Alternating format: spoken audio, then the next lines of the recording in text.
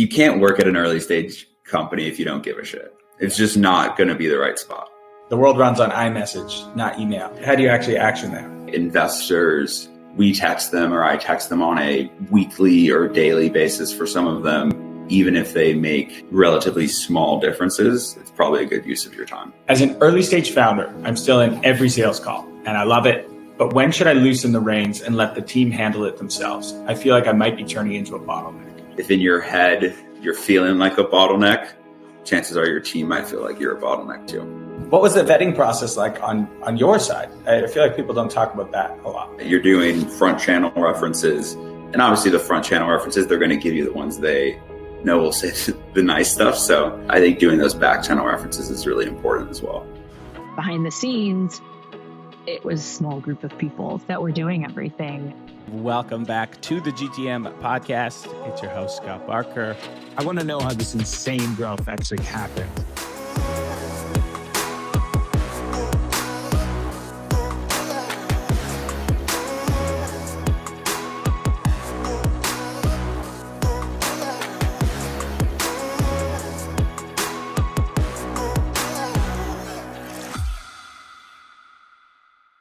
This episode is brought to you by Pocus.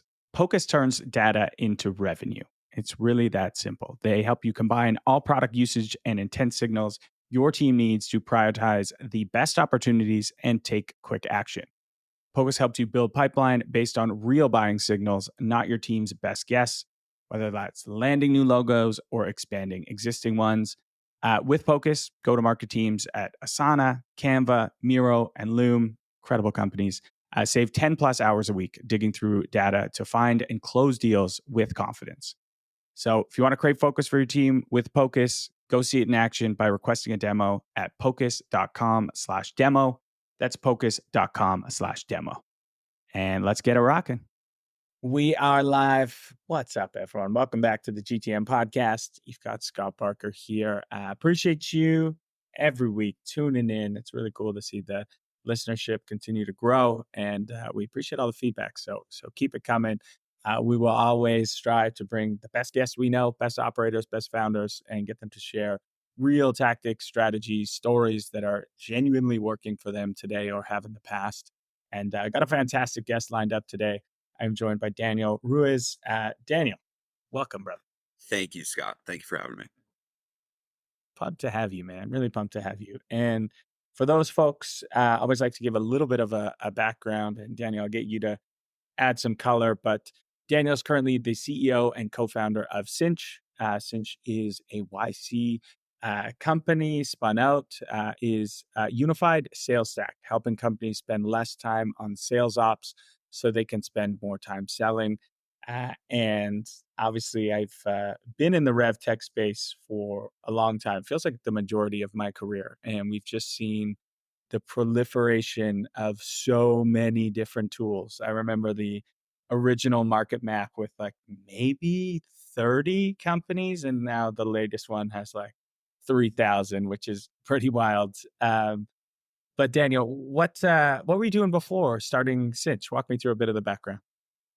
Yeah, so my career was always in, call it high growth startups. Was the seventh employee at another YC startup right before this. Was at a startup called Divvy Homes before that. And kind of always knew I wanted to start a company. Had to wait until I found a problem I felt was worth solving. As we looked at, to your point, kind of the large market map that's built up in rev tech, it felt like there was an opportunity to do something pretty big in the space. And I love the area you're playing in. We see by nature of our name, GTM fund, obviously we see a lot of go-to-market technology, and there's very few spaces, to be honest, that get me excited right now. It seems like a lot of people are still building for kind of this old predictable revenue model, and they're just like taking AI and be like, okay, how do we do more of what we've always been doing? And I think what I like about Synch is like, actually gives you an overview of what's going on in your organization. And so I want to talk to you about a topic that comes up again and again in our community.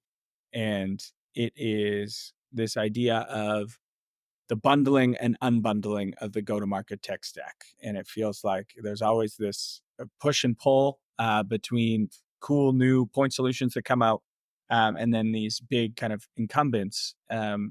You have a really good purview into this. Do you think we're in the bundling phase? Are we in the unbundling phase? What's your take? It's a great question. I'm of the opinion that bundling has finally made its way into the revenue stack, you could say. I think call it from 2010 to 2020, 2011, or sorry, 2021. Um, Sales headcounts double every year. Budgets are infinite, very easy to raise money, and people are willing to go very, very narrow for a product that they think or a point solution that they think is maybe 1% better, 2% better, 3% better. Obviously, as the macro has changed, the funding environment has changed. I think we're at a point where people may want 90% feature parity, but to manage 1/10 of the amount of vendors. So that's my opinion. I think I'm with you. I mean, it's one of the questions I ask all the time when I'm looking at startups in the space is like, where's this budget coming from? Because there is no new budgets coming. Like there's no new budgets being created. So you have to go and you have to take something out. And it's like, what are you gonna take out? And it can be hard when these folks are pretty entrenched with like an outreach and Salesforce and Gong and some seismic and these like big players. But there is still kind of an underpinning to a lot of this where those tools don't speak very well to each other yet. And I think there's a few reasons for that. One is it seems like everyone is trying to get to feature parity with one another. And so, they don't want the flow of information to be super easy and accessible. Um, who who do you think it's a net positive that we're bundling or is it a net negative? I think it has to be a net benefit to the end user, to the sales teams, to the reps, to the managers, to the CROs. I think obviously in the short term, if you are a CRO or a seller at some of these companies that are trying to go horizontal, there may be some rough patches or there may just be some maneuvering you have to do to figure out what it looks like going forward. But I think we spend a lot of time thinking about what is the best experience for the rep, what is the best experience for the manager, what is the best experience for the C-suite, and having one vendor who gives you a bunch of different SKUs. You have one UX to work out of. I don't see how anyone would not prefer that to having the kind of consistent toggle tax of switching between a bunch of different applications. And in your eyes, you see this all the time, is like what is the optimal tech stack? And obviously it changes as you grow. But let's talk in terms of startups. When you're talking to startups and you see a lot of them, they come to you and they're like, hey, we've got all these tools. Our RevOps team is, underwater. Maybe we don't have a sales ops team yet. These things aren't speaking to each other. What is sort of the optimal tech stack in your eyes for early stage company? I'll touch on, I think, mainly CRM just because I think so much of the rest is about your unique business and kind of some specifics in your go-to-market motion that uh, maybe one tool might make more sense for you than another. Uh, I think something we've seen pretty consistently out of the Series A, C, Series B companies that we've spoken with over the last 9, 10 months is for a long time, uh, there was a huge push, I think, to use some of these more flexible tools as de facto CRMs, whether it be an Airtable or a Notion or something of that sort. Um, and I think as we have more and more of these conversations, maybe as companies go from seed to Series A, they hire that person to come in and be their first true head of sales. Um, I'm still of the opinion, and I think the data would prove that uh, most roads lead to Salesforce in the CRM space. What do you think about the HubSpot ecosystem? It seems to be, gaining a lot of ground, and I think could be a pretty big beneficiary of kind of these advancements in artificial intelligence because they went so horizontal. There's just a lot of actions being taken in the HubSpot platform, and then you can take those actions, build insights on them that should be able to drive you towards the next best action. Um, do you see a lot of folks that you're working with on the HubSpot ecosystem, or is it still Salesforce like de facto? Yeah, I don't I don't want to speak as if I am now the CRM, vendor report or anything of that sort, but I can tell you over the last 2 or 3 months we've had probably 25, 30, 35 conversations with companies who are on HubSpot today looking to make the move to Salesforce. I don't think we've had too many companies doing the reverse. And again, some of that will be a timing thing of HubSpot is much easier to implement, much easier to set up. What do those cohorts look like in 5, 6, 7 years? Are the companies they're getting today moving to Salesforce in 18 months or not? Um, but I don't see too many people going the other way, I would say. All right, I wanted to tease a couple stories out of you, and there's two that I want to dive into, and one of them is just your fundraising process. I feel like you were able to successfully fundraise in a very tough environment. What was that process like? Um, how many gray hairs did you get from it? Walk me through that. I know a lot of our founders listening to this may be trying to raise a bridge round, trying to do something, and it's hard out there.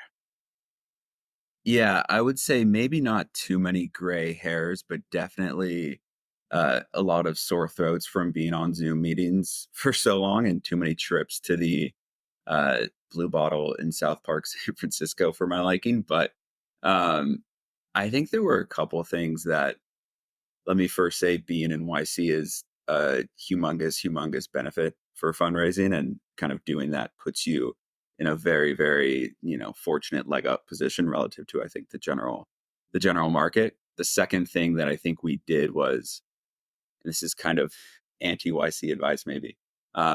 We had started conversations with investors much earlier in that process than I think they would recommend, and that would be kind of the norm. I think the major benefit there is you're always trying to find ways to make yourself more than just numbers in an Excel sheet and words on a PowerPoint.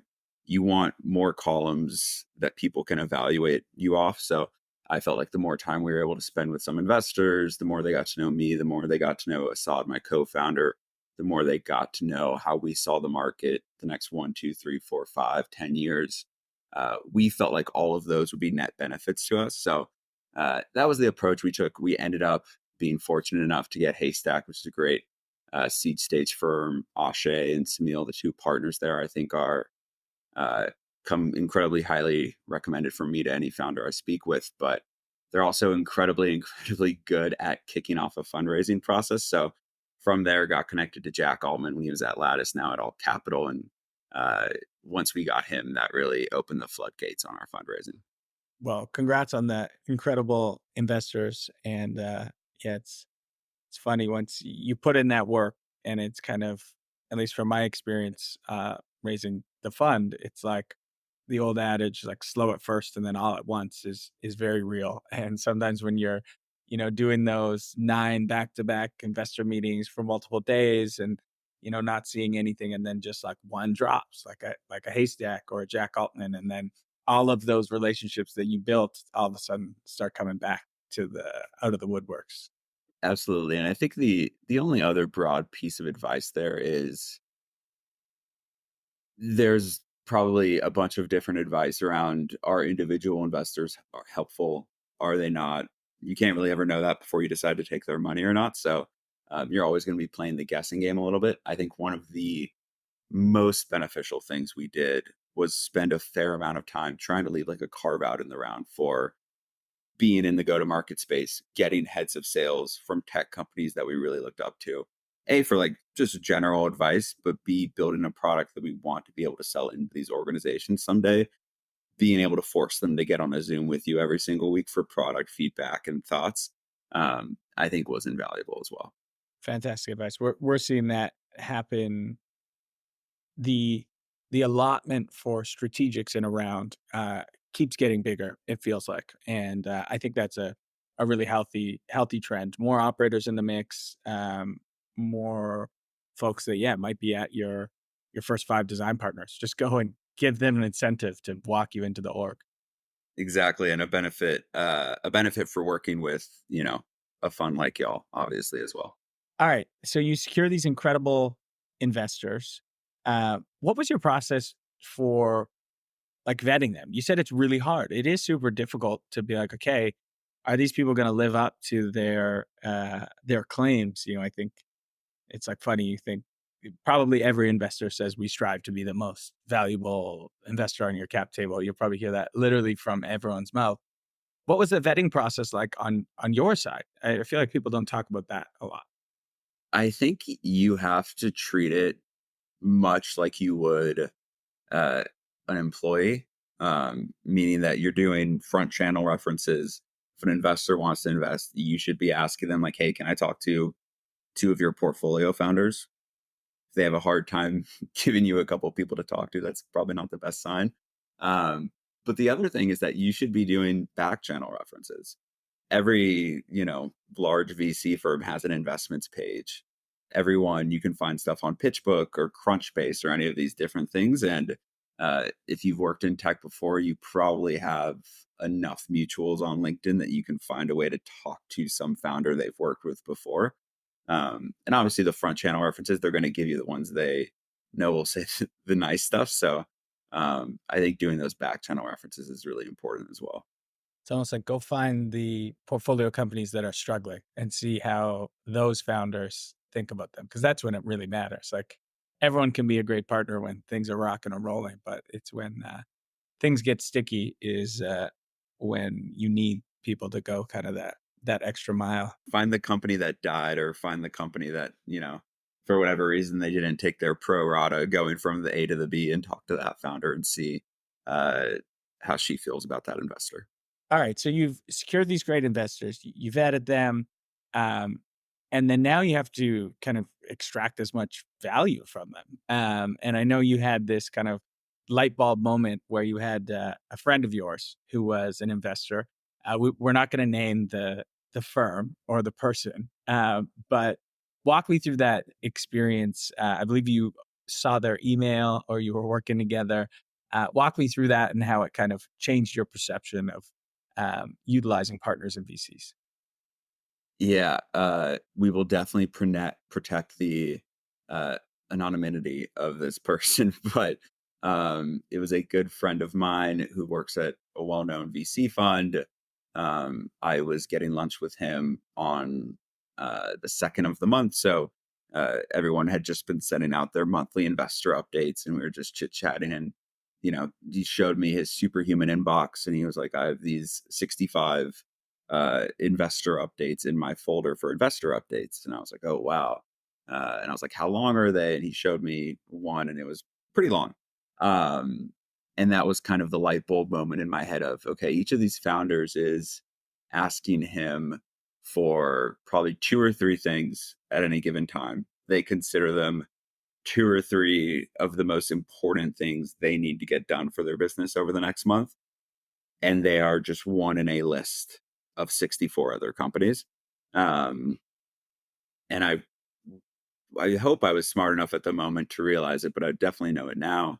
Um, if you want help from investors, regardless of if they're your lead investor, the smallest check in the round, you have to do as much of the work as possible for them for that ask. So instead of putting it, in just a generic investor update of, hey, can someone introduce me to someone on the sales team at Retool, or can someone introduce me to some engineering candidates?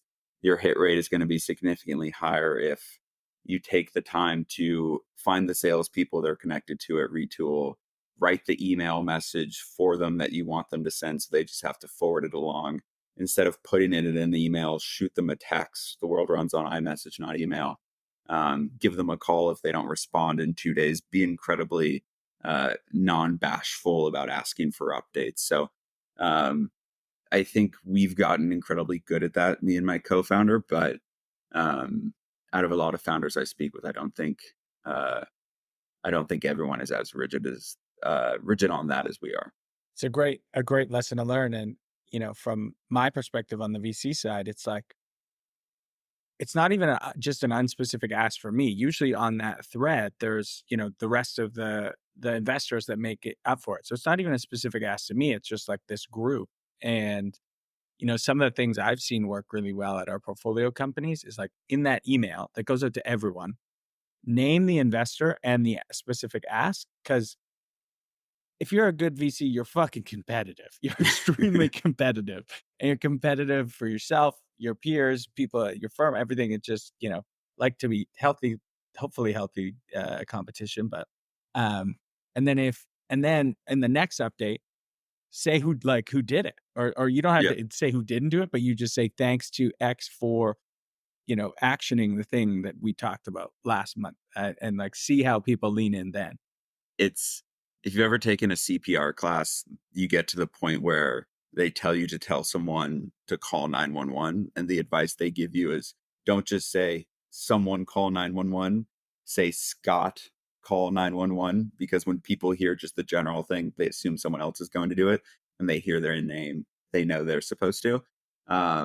And yeah, people, if you give them the LinkedIn shout out, if you give them the blurb in the next monthly investor update, people like to receive credit in front of their peers, especially peers, to your point, they are competing with on a daily basis. I love it. I love it. And same goes for like, account executives who are making an ask of one of their executive team members, or, a lot of these are just widely applicable to any sort of favor you're calling in. I want to double tap on something you said there because I like it and I agree. The world runs on iMessage, not email. Walk me through how you view that. Are you trying to get every investor on a texting basis? Are you trying to get prospects on text? Because I agree, everyone's email is out of control. How do you actually action that? I think there's some hierarchy of responsiveness and trust, and you obviously want to be in the place where people are the most responsive, and I don't want to say the most trustworthy, but if you have someone's cell number, it means they at least trust you more than someone who found their email on a lead list somewhere. So for both, I would say investors, we text them, or I text them on a weekly or daily basis for some of them. For prospects, for leads, finding ways to go from email updates to text to in-person coffees or in-person lunch. I think anything you can do, especially post COVID, shaking the hand in person, getting a little more familiar with the person. um, those are things that, even if they make relatively small differences, probably a good use of your time.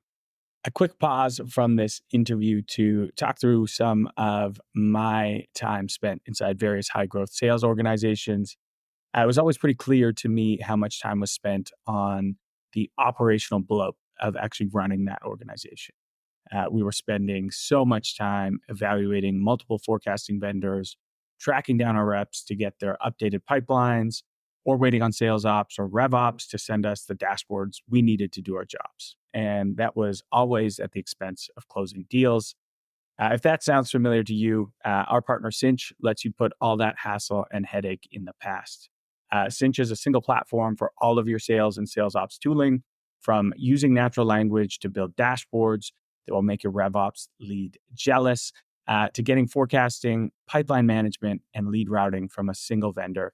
Synch allows you to spend more time driving the business forward. If you want to learn more, head over to withsynch.com. That's with synch.com.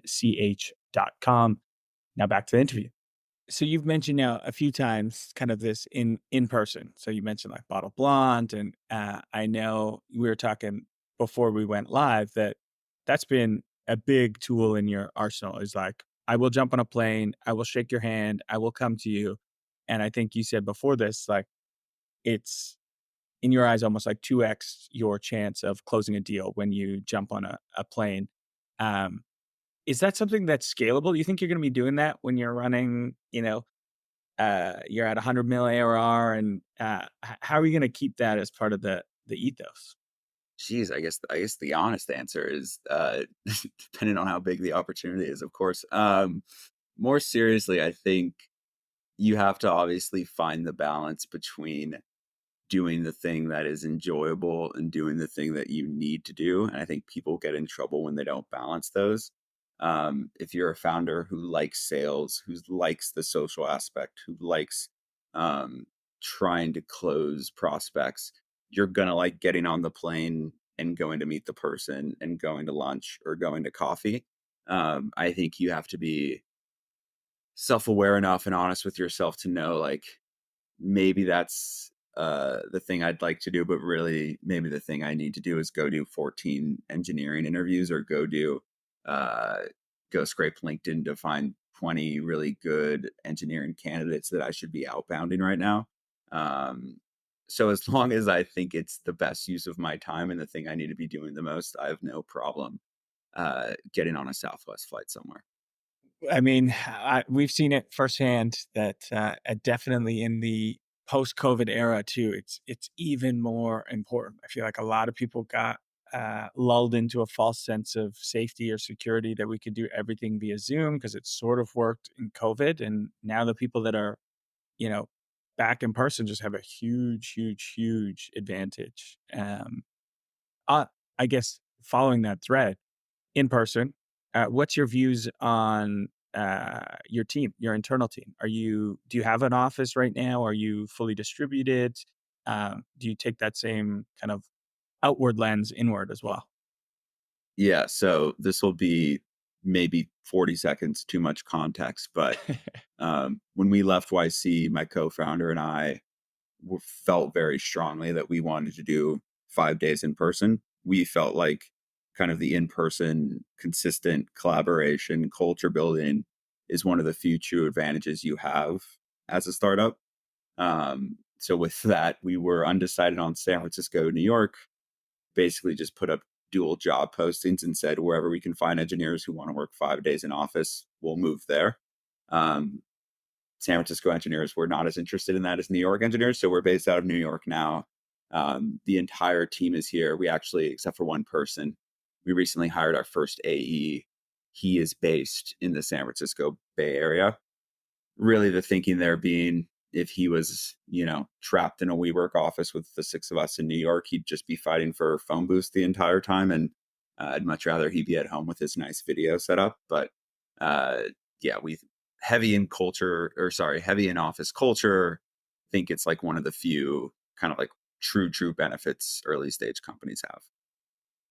I agree. I agree. Yeah, and it's pretty simple, right? You look at like big incumbents or companies that have hundreds or thousands of people, you can't get everyone in a room and like hash things out. And that is the benefit that startups have. You can get everyone in a room, and the speed of innovation, decision making, like, that has always been what allows startups to compete against these better funded, larger organizations.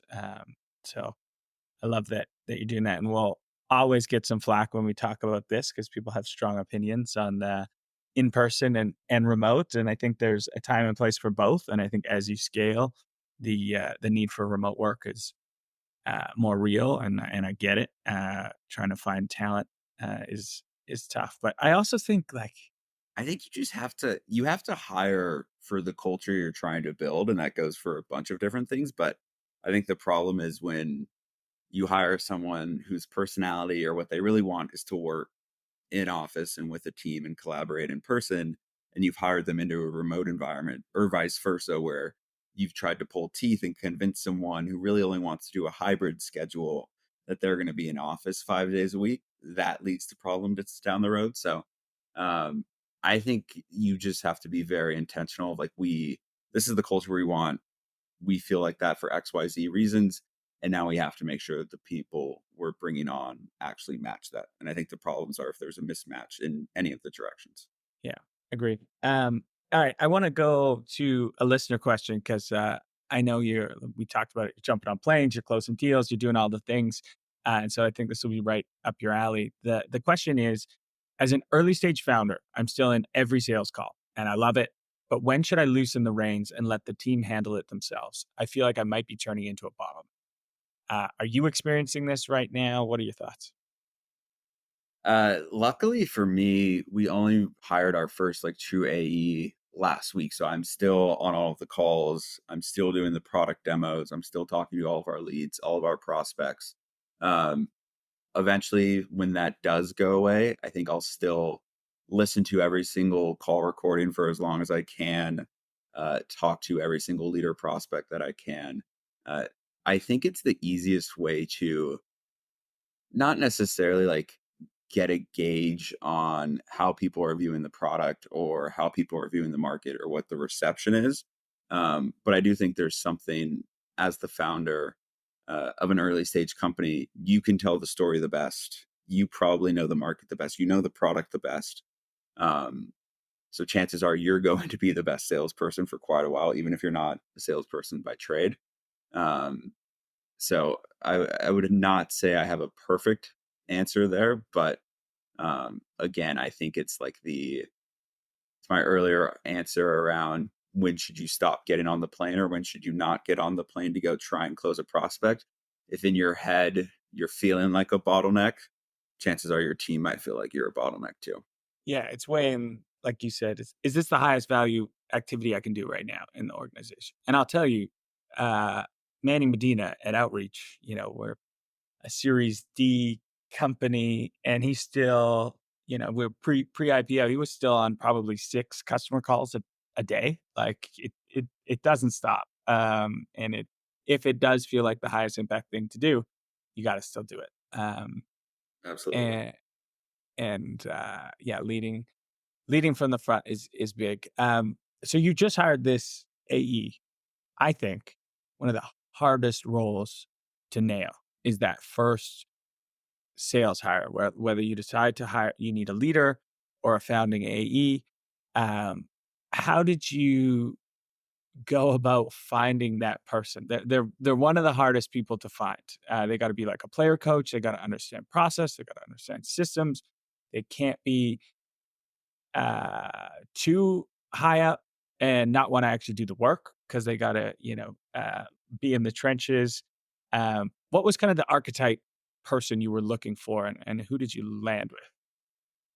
Very much agree with all of your points there. I think the big thing for us was we knew we wanted someone who wasn't going to be too senior, who could run a deal cycle end to end, who was going to feel comfortable doing the LinkedIn searching, doing the scraping, doing the outreach, all of the things that um, am still doing on a daily basis. We wanted to make sure they were going to do the same.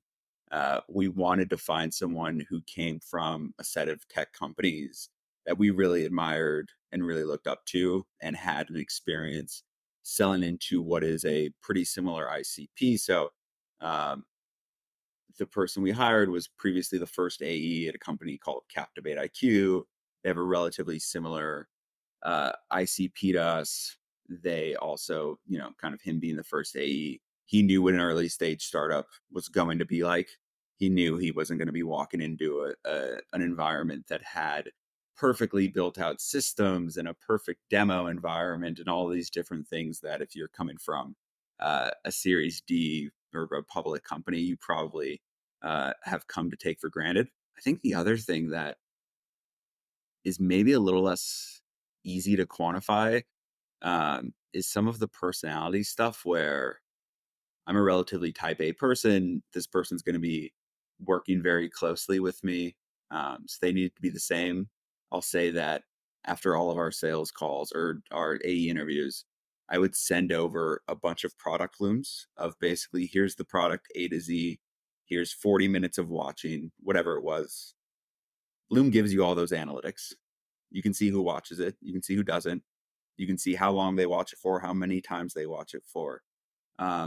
He was the candidate who had watched the looms the most time, had spent the most amount of time watching them. For our next call, he came with really detailed spreadsheet of all the different SKUs we offer and all of his questions and all these different things. So um, I felt like I could trust that a person like that, uh, he was going to be willing to do the work in a variety of other fashions. That pure, just call it give a shit factor will take you Yeah. far. Like he cared enough to actually watch the whole looms, not just like skim through it.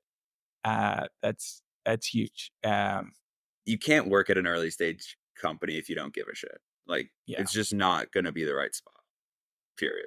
Yeah, you have to be a full owner. Like this is your part of the business. You now own it and run with it. And if you don't care about that part of the business, it's not gonna work. And I got to shout out Captivate IQ, great company to pull people from their GTM fund portfolio company, and they're kicking ass. So great team over there.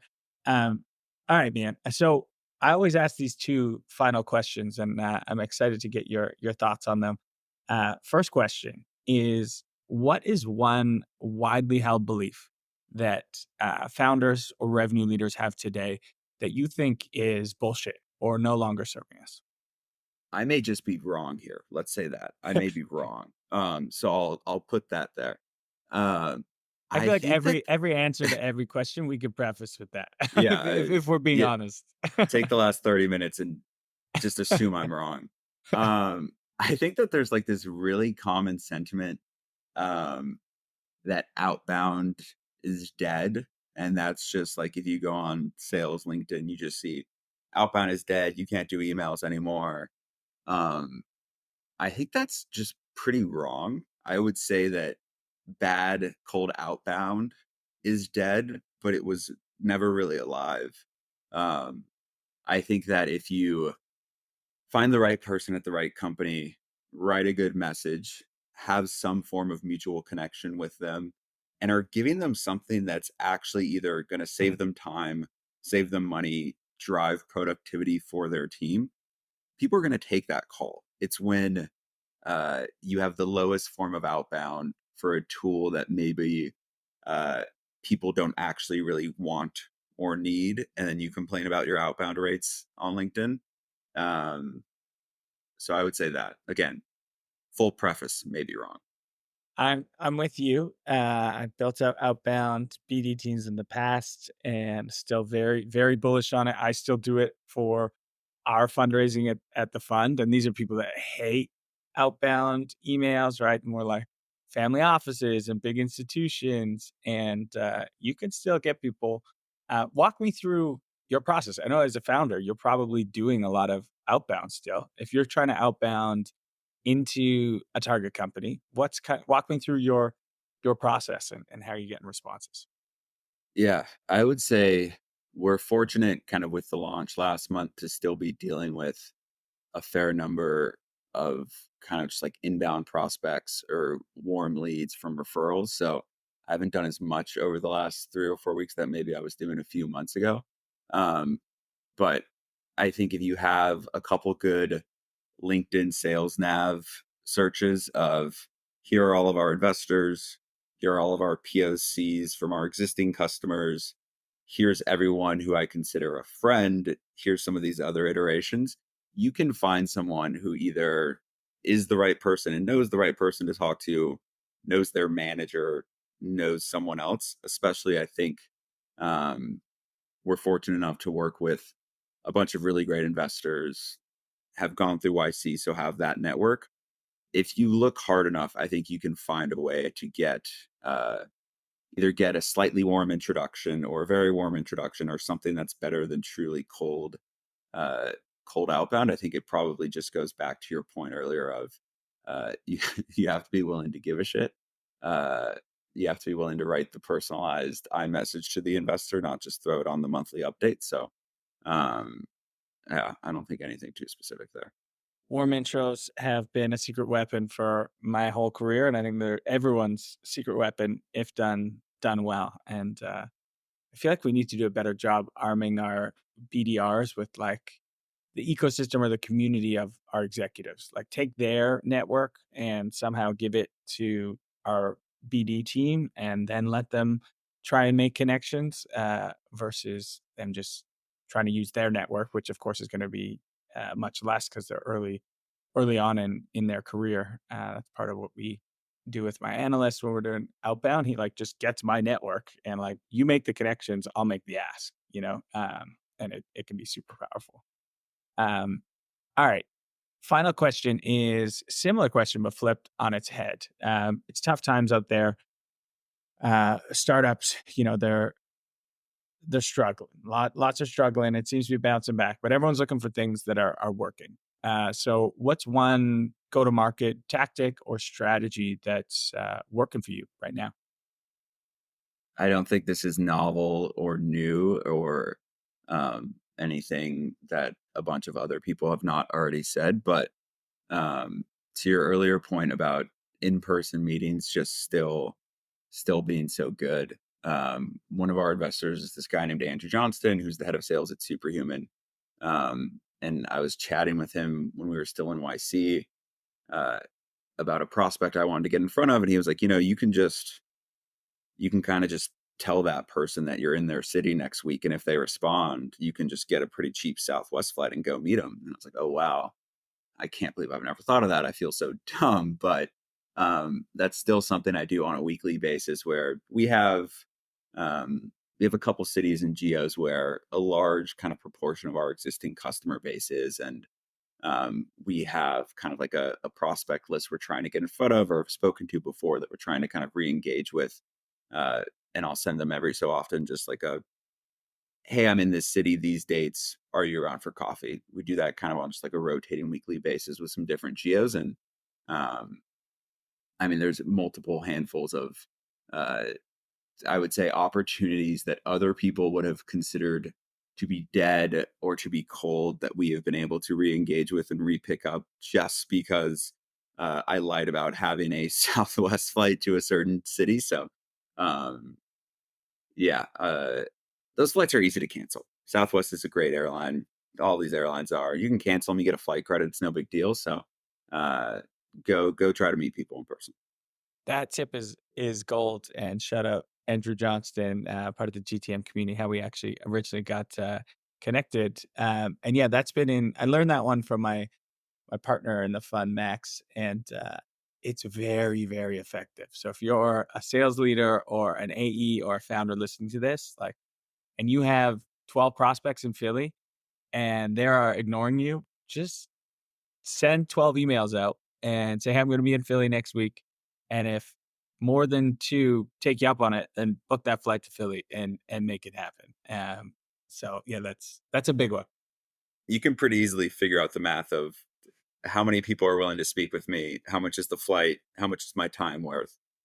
Is it a plus expected value move to go on this trip? And I think for most early stage startups, those early customers can be so important that it's almost always worth the trip. Yeah. And if all 12 take you up on it, then you're like, oh, maybe we throw a dinner. This is worth it spending, $3,000 to do a dinner. Let's get them all together. Let's bring some customers. If all 12 take you up on it, you might want to. That might be like maybe we relocate the office HQ. I don't know. We're moving to Philly, baby. Yeah. So Philly Synch headquarters 2025. So we'll be out there. I love it, man. I love it.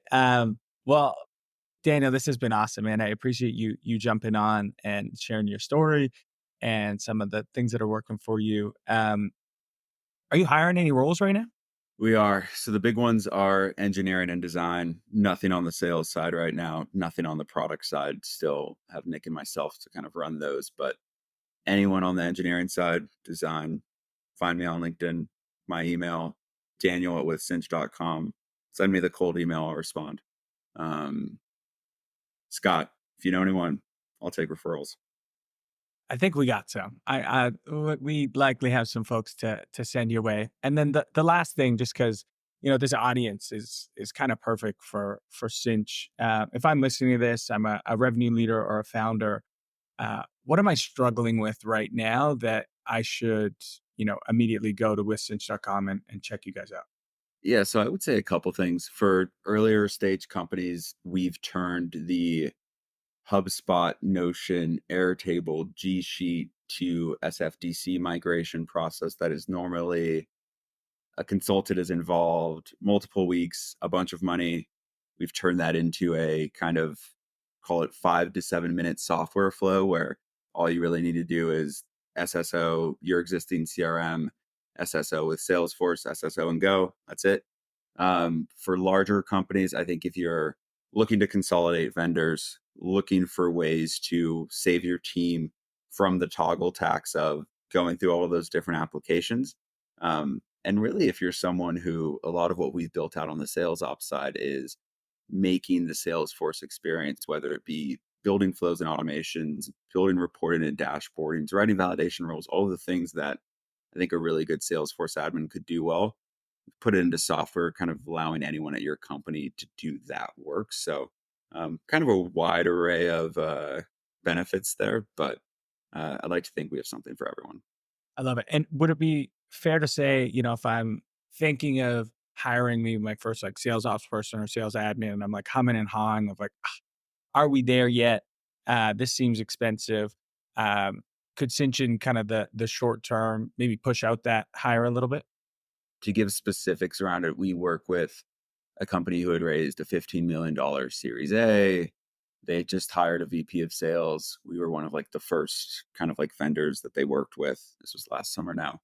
And they didn't have to hire anyone on the rev ops or sales ops side until I guess like a week and a half ago now. So we were trying to see how long we could delay all of that. That sales team was, I think, up to 9 or 10 sellers with no one on the human capital side for kind of sales ops support. So I like to think of that as a W for us. Awesome, man. Well, good hanging out. Appreciate you. I wish you best of luck for your relocation to Philly. And for the listeners who joined us, thanks for hanging out. Thanks for lending us your eardrums. I always say it, listening is one thing, executing is something totally different. Hopefully you take some of these tactics we talked about, how to get most out of your investors, maybe throw in a fake business trip this quarter, and go out and scale your companies. And we'll see you next week.